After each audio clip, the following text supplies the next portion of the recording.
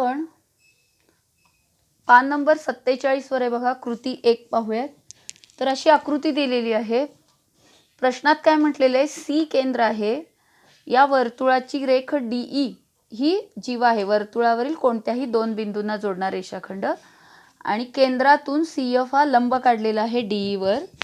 जर वर्तुळाचा व्यास दिलेला आहे 20 सेमी असेल, तर व्यास 20 असेल तर त्रिज्या किती असणार आहे? 10 सेमी असणार आहे. तर इथं आपण दाखवूयात. व्यास जर 20 सेमी असेल तर त्रिज्या आर म्हणतो आपण त्याला. तर मी पहिल्या उदाहरणासाठी लिहिते, आर म्हणजे काय? त्रिज्या ही व्यासाच्या काय असते? निम्मी. व्यास भागिले 2. व्यास आहे 20 भागिले 2 म्हणजे किती येणार? त्रिज्या 10 सेमी. मग आपण आकृतीमध्ये दाखवू शकतो. तर त्रिज्या म्हणजे काय असते? केंद्र आणि वर्तुळावरील बिंदू. तर हा इथं सीई ही त्रिज्या आहे आणि ही त्रिज्या किती दिलेली आहे आपल्याला? व्यास दिले म्हणजे त्रिज्या आपण काढायची आहे. सीई दिलेला आहे 10 सेमी. त्यानंतर डीई दिलेला आहे 16. बघा डीई म्हणजे काय? ही जी जीवा आहे या जीवेची लांबी दिलेली आहे 16 सेमी. तर आपल्याला प्रश्न काय विचारले पहा.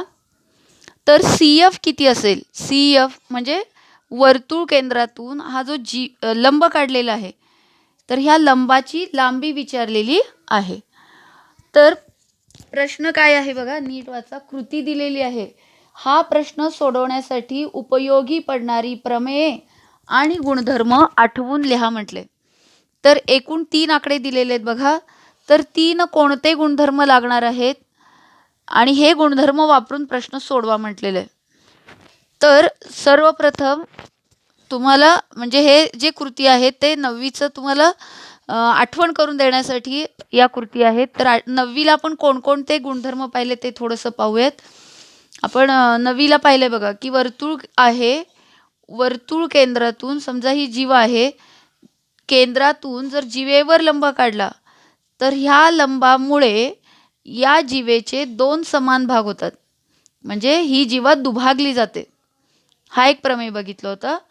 दुसरं त्याचा व्यत्यास बघितला होता आपण की जीवा आहे.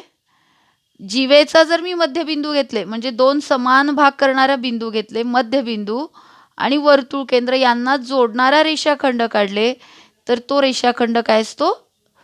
त्या जीवेला लंब असतो. म्हणजे जीवेला लंब असणारा म्हणजे केंद्रातून काढलेला आणि जीवेला लंब असणारा रेषाखंड जीवेचे 2 समान भाग करतो. त्याच्या उलट जीवेचे 2 समान भाग करणारा बिंदू आणि केंद्र यांना जोडलं की तो रेषाखंड म्हणजेच लंब, तो रेषाखंड जीवेला लंब असतो. त्याच गुणधर्माचा इथं आपल्याला वापर करायचा आहे. तर पहिलं जे आहे की 3 आकडे दिलेले आहेत त्यांनी, तर ते 3ही आकडे आपण नंतर बघूयात. तर सर्वप्रथम उदाहरण कसं सोडवायचं ते पाहूयात. तर गेल्या वर्षी आपण सोडवत होतो अशी उदाहरणं. मला काढायचं आहे सीएफ. त्यासाठी इथं काटकोन त्रिकोण आहे. मग एफ ही काढावा लागेल. एफ ही आपल्याला डी दिलेले 16. मग एफ ही किती येतो? 8. तर हे कशावरून? कारण पहिलाच गुणधर्म आपण वापरणार आहे आता की एफ ही हा कुणाच्या निम्मा असणार आहे? डीईच्या. हा एफ ही डीईच्या निम्मा आहे. का बरं?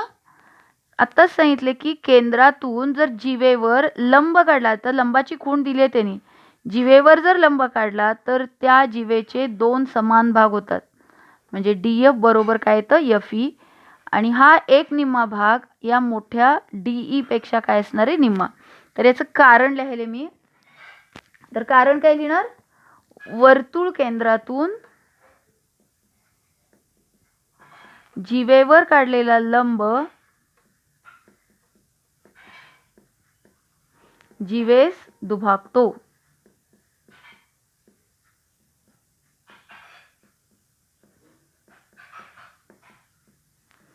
तर हेच वाक्य तुम्ही ते कृतीमध्ये जे पहिलं विधान आहे तिथं लिहिणार आहात. ठीक आहे. तर वर्तुळ केंद्रातून जीवेवर काढलेला लंब इथंपर्यंत त्यांनी दिलेलं आहे. तर जीवेस दुभागतो हे तुम्ही पूर्ण करणार आहात. त्यानंतर आता आपल्याला डी माहिती आहे 1/2 गुणिले डी किती दिलेले बघा 16. 16चे निम्म केलं, बेक बे बे आठी 16, म्हणजे किती मिळालं 8 सेमी. म्हणजे यफीची लांबी मिळाली मला 8 सेमी. ठीक आहे. मग यफी मिळाला 8, म्हणजे काटकोन करणारी एक बाजू आहे, कर्ण आहे, सी एफ काढता येईल मला. कुठला काटकोन त्रिकोण वापरणार? काटकोन त्रिकोण सी एफ ई मध्ये. आता हा काटकोन त्रिकोण आहे कशावरून? त्यांनी प्रश्नात दिलेलं आहे लंब आहे म्हणून. उगीच आपण घ्यायचं नाही कधीही. तर लंब दिला असेल तरच घ्यायचं आहे. मग पायथागोरसचं प्रमेय मागच्या प्रकरणात आपण शिकलेलं आहे. आपल्याला बाजू काढायची, मग बाजू वर्ग अधिक बाजू वर्ग बरोबर कर्ण वर्ग. तर काय नाही कळालं, किमान अशी आकृती दिसल्यानंतर हे पायथागोरसचं प्रमेय तरी तेवढं लिहायचं आहे. ठीक आहे. म्हणजे इथं आपण दुसरा गुणधर्म वापरला बघा, काय? बाजू वर्ग अधिक बाजू वर्ग बरोबर कर्ण वर्ग. ठीक आहे.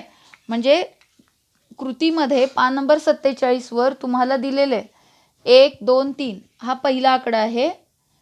दुसरा आकडा काय इथं लिहून द्यायले बघा. दुसरा आकडा काय म्हणणार? पायथागोरसचे प्रमेय.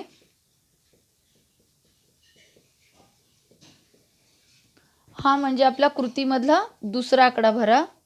आता किमती ठेवायच्या आहेत आपल्याला, काय नाही. तर किमती कशा ठेवणार बघा, दिलेल्या आहेत त्यांनी किमती. आपण इथं लिहिलेलं आहे, मग लिहूयात बाजू वर्ग. तर पहिली बाजू कोणती घेतली आपण? सी एफ, त्याचा वर्ग अधिक बाजू वर्ग म्हणजे काटकोन करणारी बाजू कुठली आहे? 8चा वर्ग बरोबर कर्णाचा वर्ग किती आहे? 10. आता हा कर्ण 10 कसा काढला आपण? या सूत्रावरून. तर याचं कारण लिहूयात आपण. तर याचं कारण इथं आपण तिसरा आकडा म्हणूया त्याला, जो आपल्याला कृतीमध्ये लिहायचा आहे पहा. तर तिसरा आकडा काय लिहिणार? व्यास हा त्रिज्येच्या दुप्पट असतो.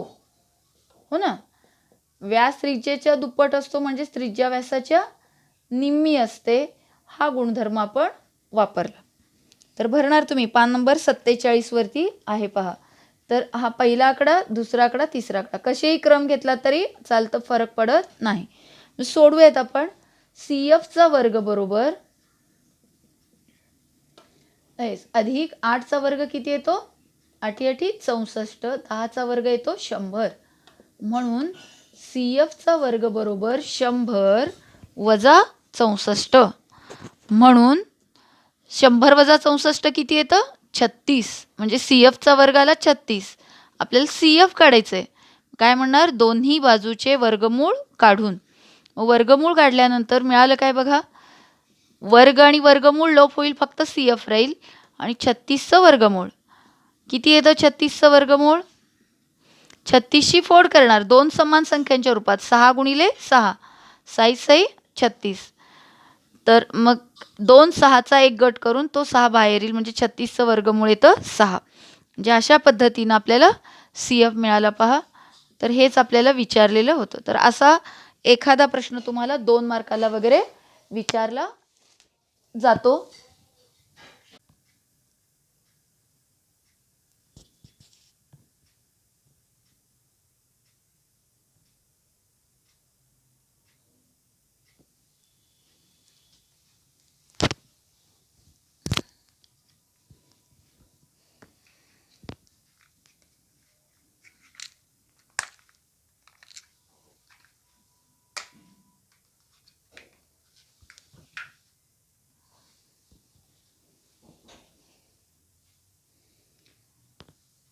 आता पान नंबर 48 वर कृती 2 पहा.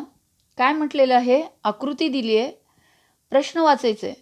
क्यू आर ही जीवा आहे आणि बिंदू पी हा या क्यू आरचा मध्यबिंदू आहे. म्हणजे क्यू पी आणि पी आर हे दोन समान भाग होतात. या क्यू आरची लांबी दिलेली आहे 24. म्हणजे क्यू पी किती असणार? 24च्या निम्मा. कारण मध्यबिंदूचं प्रमेय काय की मध्यबिंदूमुळे दोन समान रेषाखंड आपल्याला मिळतात. त्यानंतर दिलेलं आहे क्यू आर बरोबर 24. क्यू आर कुठं आहे पहा. क्यू आर ही काय आहे? जीवा आहे.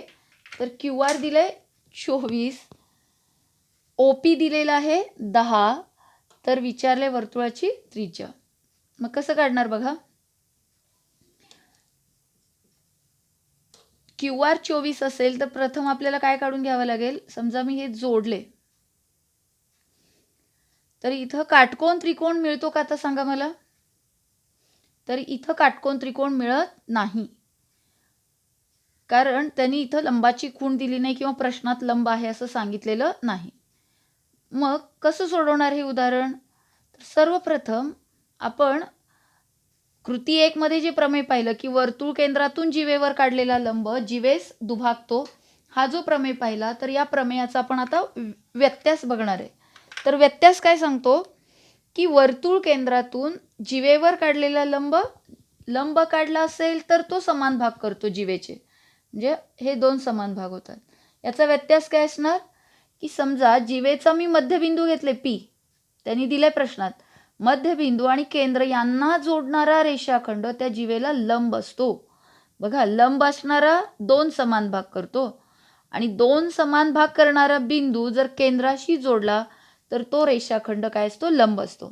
मग पहिल्यांदा मी तेच लिहिते काय की त्यांनी विचारलेले बघा याच्यामध्ये परत हा प्रश्न सोडवण्यासाठी उपयोगी पडणारी प्रमेय लिहा. तर त्या प्रमेयामध्ये मी पहिलंच लिहिते काय की वर्तुळ केंद्र व हा कोण आहे पी, जीवेचा मध्यबिंदू, प्रश्नात दिले पहा, जीवेचा मध्यबिंदू यांना जोडणारा रेषाखंड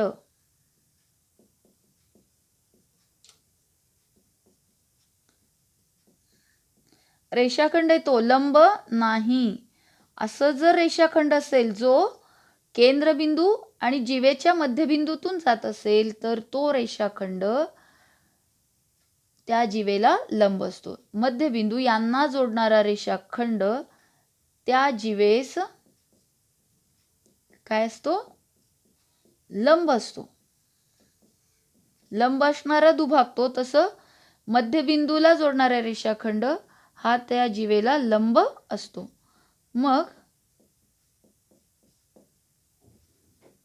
सोडूयात. लंब असतो म्हणजेच काय झालं, OP लंब QR. ठीक आहे. तर हे झालं पहिलं कारण, तिथं तुम्हाला लिहायचं आहे. मग आता मिळालं आपल्याला काटकोन त्रिकोण OPR. ह्या OPR मध्ये आपल्याला त्रिज्या काढायची. मग PR आणि OP दिलेलं असायला पाहिजे. OP दिलेले पहा 10 दिले, मग PR दिलंय का, QR दिले आपल्याला, QR वरून PR काढता येईल. मग प्रथम आपण तेच काढूयात. PR बरोबर 1/2 QR. का बरं असं, कारण त्यांनी दिलेलं आहे की P हा मध्यबिंदू आहे आणि मध्यबिंदूचा गुणधर्म काय सांगतो आपल्याला, नववीला शिकलो आपण, मध्यबिंदूमुळे दोन रेषाखंड मिळतात. 1/2 गुणिले QR 24 आहे, भाग घाला, बेक बे 12 दोन्ही 24 म्हणतो आपण. म्हणून PR बरोबर किती मिळालं, 12. तर PR मिळालं 12. आपल्याला PR काढायचं आहे का. PR हा एक भाग झाला, आत्ता हा मिळाला आपल्याला 12. म्हणजे या काटकोन त्रिकोणामध्ये आता लंब आहे म्हटलं पण, म्हणजे हा सुद्धा लंब झाला. जे आपल्याला मिळालेलं आहे ते मी पेनने लिहिले पहा. हा लंब आहे, काटकोन करणाऱ्या बाजू आहेत 10 आणि 12. कर्ण काढता येतो आपल्याला पायथागोरसच्या प्रमेयानुसार. मग काय म्हणणार, म्हणून काटकोन त्रिकोण, मी काट लिहिले फक्त, तुम्ही व्यवस्थित लिहायचं आहे. काटकोन त्रिकोण OPR मध्ये प्रमेय माहिती आपल्याला. आता कर्ण काढायचंय. कर्णवर्ग बरोबर बाजूवर्ग अधिक बाजूवर्ग. जर तुम्हाला OR चा वर्ग वगैरे कळत नाही, एवढं तर लिहू शकता आपण, मागच्या प्रकरणात पाहिलेलं आहे. बाजूवर्ग अधिक बाजूवर्ग. बघा, असं कुठं जर काटकोन त्रिकोण वगैरे दिसलं, एवढं तरी लिहायचं. याचं कारण काय, पायथागोरसचे प्रमेय. तर सर्वांनी ते जे दुसरं विधान म्हटलेलं आहे पान नंबर 48 वर की उपयोगी पडणारी प्रमेय, कुठलं प्रमेय उपयोगी पडलं आपल्याला, पायथागोरसचं प्रमेय. तर हे 1 आकडा करायचं आणि याला 2 आकडा. तर या पद्धतीनं ते दोन्ही प्रमेय लिहा. तिथं किमती ठेवा. काटकोन करणारी बाजू पहिली आहे 10 त्याचा वर्ग, अधिक दुसरी बाजू आहे 12 त्याचा वर्ग, 10चा वर्ग येतो 100, 12चा येतो किती 144, ही बेरीज येते 244. कर्ण काढायचे मला, कर्णाचा वर्ग मिळाला. असं जर वर्ग असेल तर पहिल्यांदा काय काढून घ्यायचं आपण, वर्गमूळ काढून. दोन्ही बाजूचे वर्गमूळ काढावे लागतात आपल्याला. कर्णाच्या वर्गाचा वर्गमूळ काढला तर फक्त कर्ण मिळतो आपल्याला, वर्ग आणि वर्गमूळ लोप होतात. आणि 244चं पण वर्गमूळ काढावं लागेल. याची फोड करणार 244ची. काय, एक पूर्ण वर्ग संख्या आणि एक अपूर्ण वर्ग, त्यासाठी अवयव पाडूयात आपण. मग 4ने भाग जातो बघा, 4 सख्ख 24. सहसा पूर्ण वर्गानं जातो का बघायचं. 4 एक्क 4, 61 ही मूळ संख्या आहे बघा, 61 एक्क 61. म्हणजे काय मिळालं आपल्याला, फोड 4 गुणिले 61. हा 4 वर्गमुळाच्या बाहेर आला की, वर्गमुळाच्या बाहेर आला की तो लहान होणार आहे. 4चं किती होणार वर्गमूळ, 2 वर्गमुळात 61. म्हणजे कर्णाची लांबी किती मिळाली आपल्याला, कर्ण किती मिळालं 61. आणि हा कर्ण म्हणजेच कोण आहे, त्रिज्या. म्हणून त्रिज्या बरोबर OR आहे, आणि OR म्हणजेच कर्ण आहे पहा. OR बरोबर किती मिळालं, तर हे झालं आपलं उत्तर. तर अशा पद्धतीने आपण 9वीला शिकलेले आहेत ही उदाहरणं. लक्षात येते का पहा, कोणते 2 प्रमेय वापरले आपण, वर्तुळ केंद्र आणि जीवेचा मध्यबिंदू यांना जोडणारा रेषाखंड त्या जीवेला लंब असतो, म्हणजे मध्यबिंदूंना जोडणारा रेषाखंड लंब असतो. आणि दुसरं प्रमेय काय पाहिलं, पायथागोरसचं प्रमेय. कृती क्रमांक 3 पहा, त्याच पानावरती आहे. तर आकृती दिलेली आहे, आकृतीमध्ये प्रश्न काय दिले ते वाचूयात आपण. आकृतीमध्ये वर्तुळ केंद्र यम आणि रेख AB हा व्यास आहे. यम हा केंद्रबिंदू आहे आणि AB हा व्यास आहे. MS हा जीवा एडीवर लंब काढलाय, तर MT हा AC वर लंब काढलेला आहे. आणखीन एक माहिती दिलेली आहे पहा, काय म्हटलेलं आहे की कोन DAB कुठे आहे बघा, DAB हा कोन A जवळचा, आणि कोन CAB मध्ये A आहे, म्हणजे A जवळचा कोन, हे दोन्ही कोन एकरूप आहेत असं दिलेलं आहे. तर सिद्ध काय करायचं आहे आपल्याला, सिद्ध करायचं आहे जीवा AD आणि जीवा AC ह्या एकरूप आहेत हे सिद्ध करायचे. परत याही प्रश्नामध्ये म्हटलेले की हा प्रश्न सोडवण्यासाठी खालीलपैकी कोणते प्रमेय वापराल. तर पुस्तक तुमच्या समोर आहे, 2 विधानं दिलेली आहेत, तर त्यातलं कुठलं प्रमेय आपल्याला वापरावं लागेल पहा. वर्तुळाच्या 2 जीवा वर्तुळ केंद्रापासून समदूर असतील तर त्या समान लांबीच्या असतात, म्हणजे एकरूप आहे हे सिद्ध करायचं असेल तर. आणि दुसरं काय, एकाच वर्तुळाच्या एकरूप जीवा वर्तुळ केंद्रापासून समदूर असतात. आता वाक्यातच म्हटलेलं आहे, एकाच वर्तुळाच्या जर एकरूप जीवा घेतल्या तर त्या केंद्रापासून समान अंतरावर असतात, म्हणजे MS आणि MT काय असतं, एकरूप, जर जीवा एकरूप असतील तर.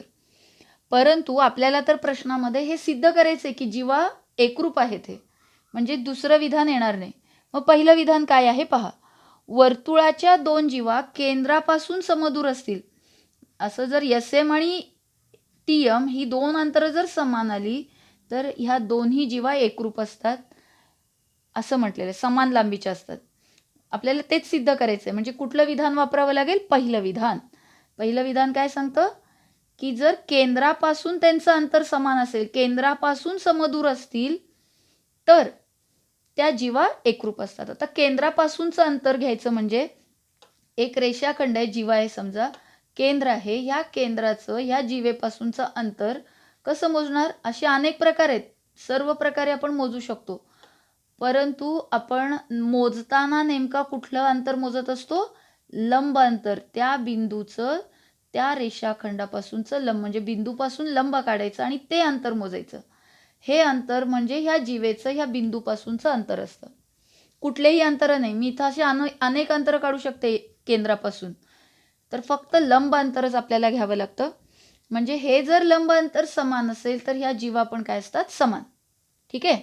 मग हे जर समान दाखवायचं असेल तर ह्या आकृतीमध्ये हे 2 त्रिकोण आहेत पहा, ASM आणि ATM हे दोन्ही त्रिकोण आपल्याला एकरूप दाखवावे लागतील. एकरूप त्रिकोणांच्या संगत बाजू एकरूप असतात आणि हे दोन लंब अंतरे एकरूप आले की त्या जीवा काय होतील? एकरूप. पहा कसं सोडवायचं. म्हणजे त्या तुम्हाला जे म्हटलेलं आहे की त्या दोन विधानांपैकी कुठलं विधान वापरणार आहे आपण? जिथं जीवा एकरूप आहेत हे सिद्ध होतं. शेवटी काय म्हणलंय? तर त्या समान लांबीच्या असतात पहिल्या विधानात. म्हणून पहिलं विधान आपल्याला घ्यावं लागेल. मग आता कसं सुरुवात करणार पहा. लंब वगैरे आहे ते त्यांनी दिलेलंच आहे. आपण डायरेक्ट घेणार आहे. लंब असेल तर दोन काटकोन त्रिकोण मिळतात. काटकोन त्रिकोण ASM व इकडचा कुठला येणार? ATM या मध्ये या दोन त्रिकोणांमध्ये आपल्याला एकरूप दाखवायचे आहेत ना हे दोन त्रिकोण. सांगा कोणकोणते घटक एकरूप आहेत? कारण एकरूप जर दाखवायचं तर कोण पण एकरूप असावे लागतात, बाजू पण एकरूप असावे लागतात. तरी एक त्यांनी दिलेलंच आहे इथं. काय? कोन SAM एकरूप कोन TAM हे त्यांनी दिलेलं आहे. ॲक्च्युली असं दिलेलं आहे ना त्यांनी. CAB हा कोण म्हटलेला आहे. CAB ऐवजी आपण काय घेणार? TAM. तर याचं कारण काय? पक्षमध्ये आपल्याला दिलेलं आहे. हा कोण पण 90 आहे ते दिलेले पहा. कोण कुठला? ASM एकरूप कोण कुठला येणार? ATM काय आहेत? प्रत्येकी 90 किंवा याचंही कारण आपण पक्ष लिहिलं तरी चालतं. मग आता दोन त्रिकोणांमध्ये दोन कोण एकरूप झाले. कुठली कसोटी वापरणार? तर कोको कसोटी लगेचच घ्यायचं नाही, कारण कोको कसोटी ही समरूप दाखवण्यासाठी वापरतो आपण. आपल्याला इथं एकरूप दाखवायचे त्रिकोण, म्हणजे कोको कसोटी येणार नाही. एकरूपतेच्या 4 कसोट्या सांगितले मी. बाबाबा, बाकोबा, कोबाको, कर्णभुजा. आणि आणखीन एक कसोटी आहे त्यांनी इथं पुस्तकात दिली आहे बघा. कोकोबा किंवा यालाच बाकोको सुद्धा म्हणतात.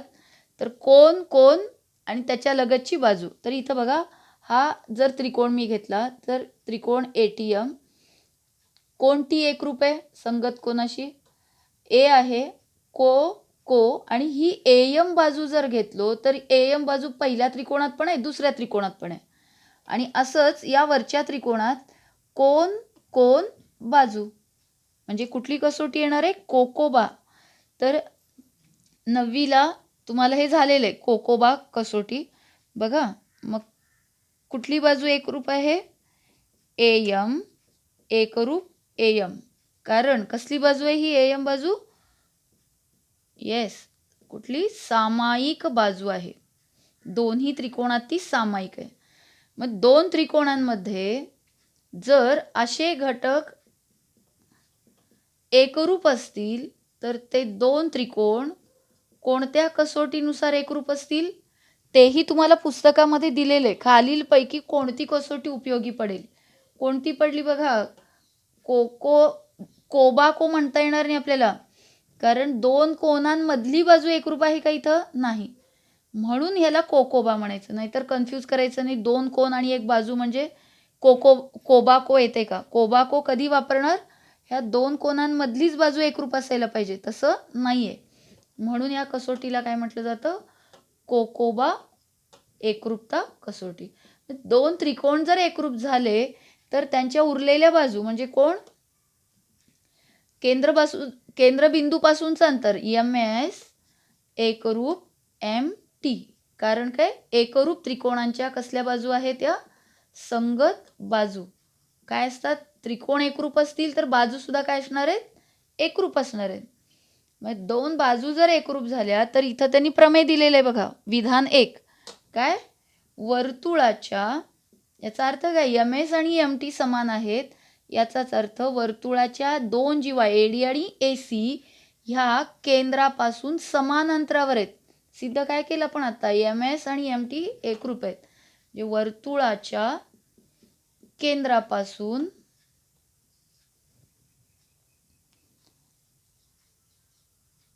समदूर असणाऱ्या जीवा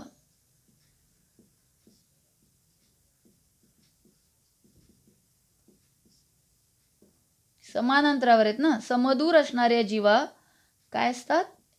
एकरूप असतात किंवा समान लांबीच्या असतात. तर हा प्रमेय आपण इथे वापरत आहोत.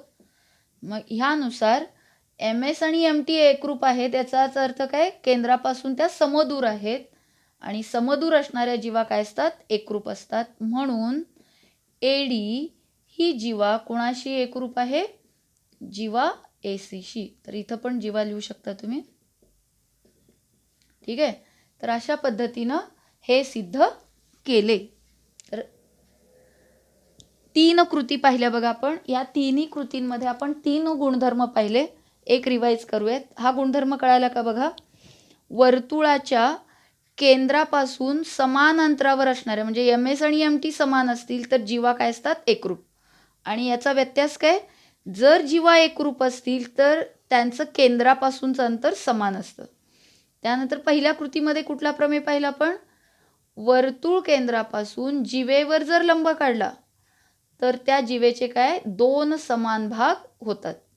लंब असेल तर 2 समान भाग होतात. जे लंब असेल पक्ष जे दिलेलं असतं तेच आपण आकृतीत दाखवतो. ह्या आकृतीचा अर्थ काय? वर्तुळ केंद्रापासून जीवेवर लंब काढला तर जीवेचे 2 समान भाग होतात. ते इथं दाखवलं नाही पहा आकृतीमध्ये मी. समान आहेत ते हे 2 भाग.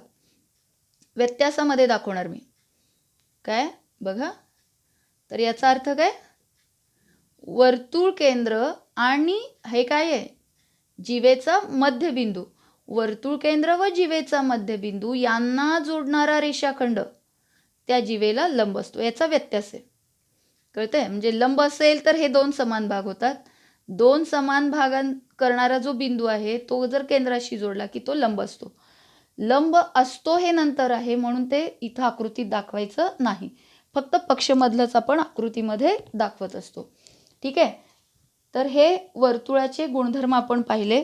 यावर्षी आपल्याला आणखीन काही गुणधर्म पाहायचे आहेत.